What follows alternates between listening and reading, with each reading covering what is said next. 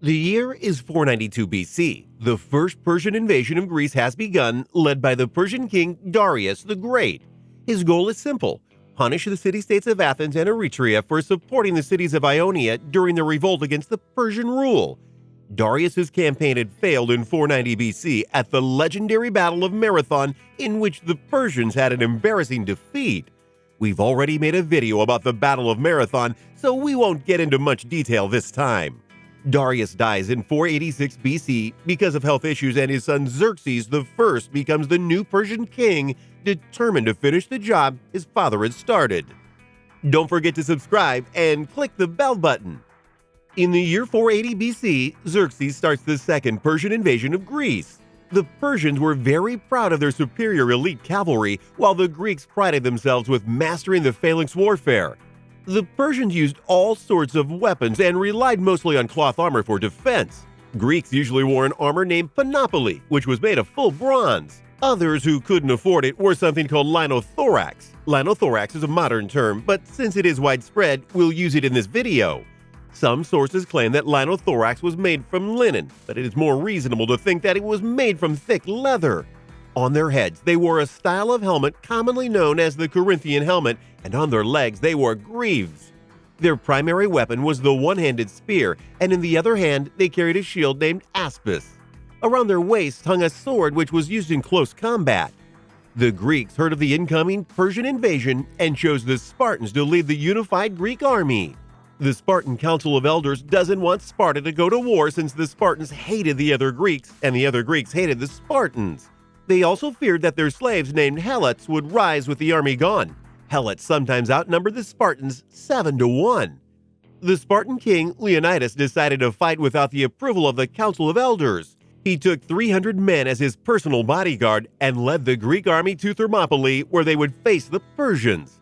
The Greeks arrived first and started repairing old defenses that they found there.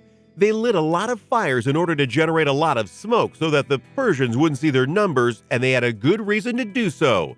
The Greeks only had around 7,000 soldiers, while the Persians had up to 150,000 soldiers.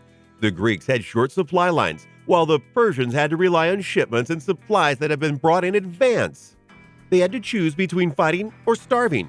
Starving was a very realistic option, since an army that huge was very difficult to feed. The Persians have finally arrived at Thermopylae. For the first 4 days, they sent messengers to offer the Greeks to surrender, and they were declined every single time.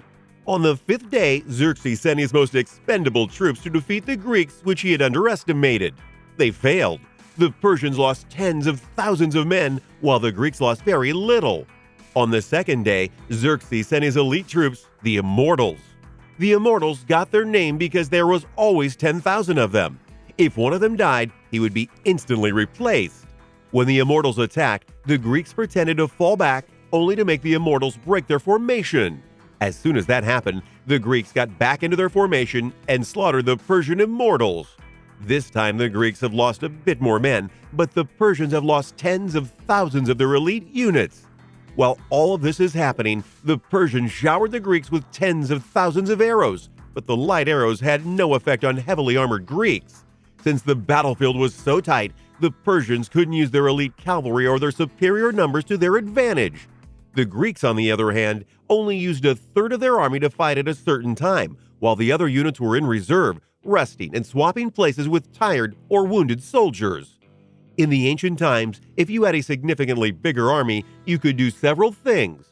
First of all, you could make your ranks way deeper than your enemies. In that case, you were almost immune to charges, since your front row was almost like a solid wall. The other more common thing that you could do is go as wide as possible. That would either force the enemy to spread their ranks as well and become susceptible to charges. If they didn't go wide, then you could just outflank them.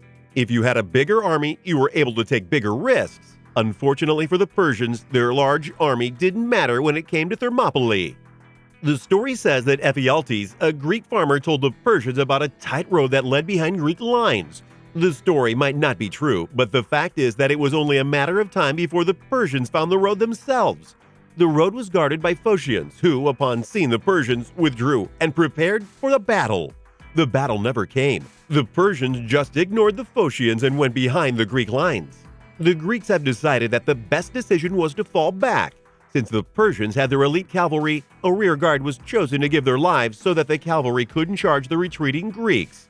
1,500 men were chosen as the rear guard, among which were the 300 Spartans together with their king Leonidas. They held their ground for a day so that the rest of the Greeks had time to retreat, and then they charged the Persians with the intention to kill as many as possible. And the rest is history. They become legends, stories were written about them, and they were never forgotten.